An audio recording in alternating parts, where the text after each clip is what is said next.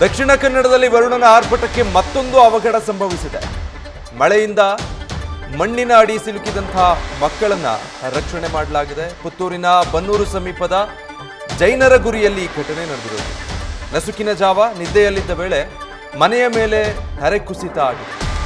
ಮಣ್ಣಿನ ಅಡಿ ಸಿಲುಕಿದಂಥ ಮಕ್ಕಳನ್ನ ರಕ್ಷಣೆ ಮಾಡಿದ್ದಾರೆ. ಮನೆಯವರು ಮಜೀದ್ ಮತ್ತೆ ಮಕ್ಕಳು ಮಲಗಿದ್ದಂತಹ ಕೊಠಡಿ ಮೇಲೆ ಮಣ್ಣು ಬಿದ್ದಿತ್ತು.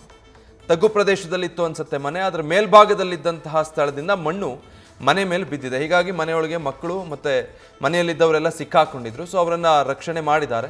ಘಟನೆ ಆಗಿದೆ ಅಂತ ಗೊತ್ತಾಗ್ತಿದ್ದ ಹಾಗೆ ತಕ್ಷಣ ಎಚ್ಚೆತ್ತುಕೊಂಡ ತಂದೆ ಮಣ್ಣಿನ ಅಡಿ ಇದ್ದಂತಹ ಮಕ್ಕಳನ್ನ ರಕ್ಷಣೆ ಮಾಡಿದ್ದಾರೆ. ಮನೆ ಪಕ್ಕದ ಧರೆ ಸಡಿಲಗೊಂಡು ಮನೆ ಮೇಲೆ ಬಿದ್ದು ಈ ರೀತಿ ಹಾನಿ ಸಂಭವಿಸಿರೋದು. ಘಟನಾ ಸ್ಥಳಕ್ಕೆ ನಗರಸಭೆ ಅಧಿಕಾರಿಗಳು ಭೇಟಿ ಕೊಟ್ಟು ಪರಿಶೀಲನೆ ನಡೆಸಿದ್ದಾರೆ. ಮೇಲಿಂದ ಮೇಲೆ ಇಂಥದ್ದೇ ಪ್ರಕರಣಗಳು ದಕ್ಷಿಣ ಕನ್ನಡದಲ್ಲಿ ಕಾಣ ಸಿಗ್ತಾ ಇದೆ. ಮದನಿಯಲ್ಲಿ ನೋಡಿದ್ವಿ, ಕಸಬಾದಲ್ಲಿ ಮತ್ತೆ ಪುತ್ತೂರಿನಲ್ಲೂ ಕೂಡ ಅಂಥದ್ದೇ ಒಂದು ಘಟನೆ ನಡೆದಿರೋದು. ಅದೃಷ್ಟವಶಾತ್ ಯಾವುದೇ ಪ್ರಾಣಹಾನಿ ಸಂಭವಿಸಿಲ್ಲ. ತಂದೆ ಸಮಯ ಪ್ರಜ್ಞೆಯಿಂದ ಮಕ್ಕಳು ಬಚಾವಾಗಿದ್ದಾರೆ. ಮನೆ ಮೇಲೆ ಪಕ್ಕದಲ್ಲಿದ್ದಂಥ ಧರೆ ಕುಸಿತ ಆಗಿರೋದ್ರಿಂದ ಸಂಪೂರ್ಣ ಧರೆ ಕುಸಿದು ಮನೆ ಮೇಲೆ ಬಿದ್ದಿದೆ. ಆ ಸಂದರ್ಭದಲ್ಲಿ ಮನೆಯೊಳಗಿದ್ದಂತಹ ಮಕ್ಕಳನ್ನ ರಕ್ಷಣೆ ಮಾಡಿದ್ದಾರೆ. ಇದೆಲ್ಲವೂ ಬೇರೆ ಬೇರೆ ದೃಶ್ಯಗಳು. ದಕ್ಷಿಣ ಕನ್ನಡದಲ್ಲಿ ವರುಣನ ಆರ್ಭಟದಿಂದ ಸೃಷ್ಟಿಯಾಗಿರುವಂಥ ಅವಾಂತರಗಳು ಎಷ್ಟೆಲ್ಲ ಹಾನಿಯಾಗಿದೆ ಅನ್ನೋದನ್ನು ಈ ದೃಶ್ಯಗಳು ಅರ್ಥ ಮಾಡಿಸ್ತವೆ. ಒಂದು ಮದನಿಯಲ್ಲಿ ಈಗಾಗಲೇ ಮನೆಗೋಡೆ ಕುಸಿತ ಆಗಿ 4 ದುರ್ಮರಣ ಹೊಂದಿದಂಥ ಪ್ರಕರಣ.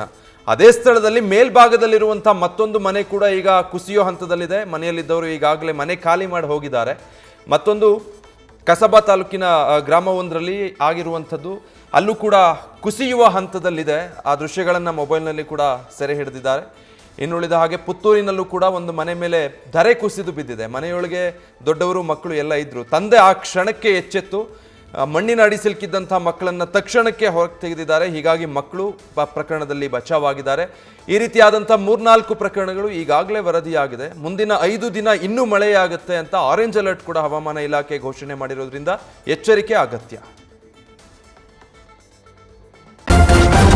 ನ್ಯೂಸ್ ಫಸ್ಟ್ ನಿರ್ಭೀತಿಯಿಂದ ನಿಮ್ಮ ಪರವಾಗಿ.